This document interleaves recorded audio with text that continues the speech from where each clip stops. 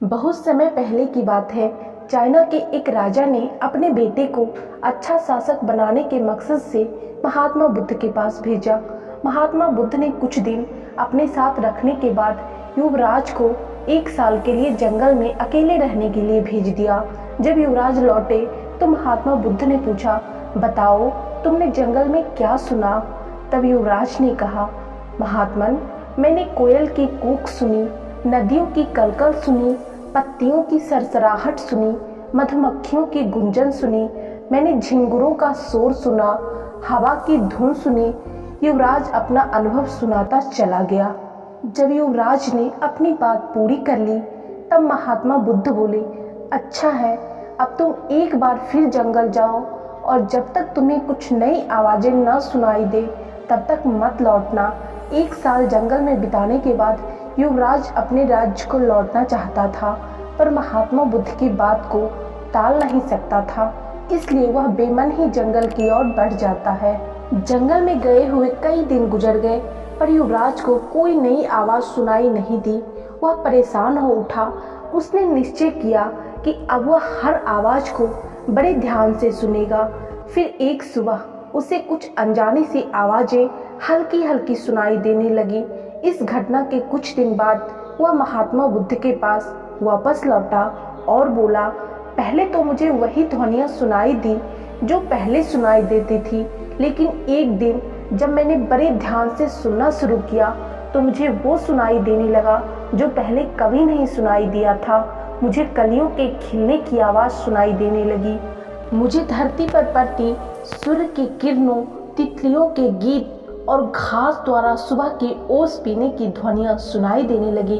यह सुनकर महात्मा बुद्ध खुश हो गए और मुस्कुराकर बोले, अनसुने को सुनने की क्षमता होना एक अच्छे राजा की निशानी है, क्योंकि जब कोई शासक अपने लोगों के दिल की बात सुनना सीख लेता है, बिना उनके बोले उनकी भावनाओं को समझ लेता है, जो दर्द बयां ना किया गया हो उसे समझ लेता है, अपने लोगों की अनकही शिकायतों को सुन लेता है, केवल वही अपनी प्रजा का विश्वास जीत सकता है, कुछ गलत होने पर उसे समझ सकता और अपने नागरिकों की वास्तविक आवश्यकताओं को पूरी कर सकता है।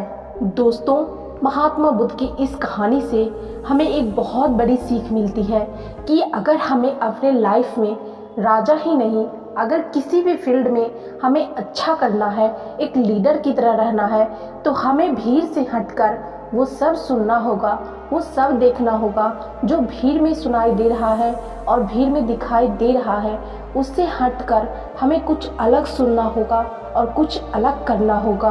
और उसके लिए ज़रूरी है कि हम जिस भी काम को कर रहे हैं, हमारा फील्ड कोई भी हो, हमारा 100% फोकस उस पर होना चाहिए, ताकि हम उसके एक एक बारीक से बारीक चीज़ को समझ सकें। और अगर हमें अपनी फील्ड का लीडर बनना है तो हमें भी वो सुनना सीखना चाहिए जो नहीं कहा गया है, यानी हमें उस युवराज की तरह बिल्कुल अलर्ट होकर अपना काम करना चाहिए और अपने साथ काम करने वालों की ज़रूरतों और भावनाओं का ख्याल रखना चाहिए।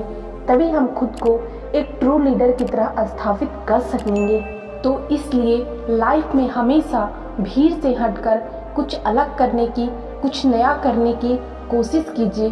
और हम कुछ अलग और नया तभी कर सकते हैं जब हम भीड़ से हटकर कुछ अलग और नया सीखेंगे, क्योंकि जब तक हम कुछ अच्छा सीखेंगे नहीं तब तक हम कुछ अच्छा कर नहीं पाएंगे।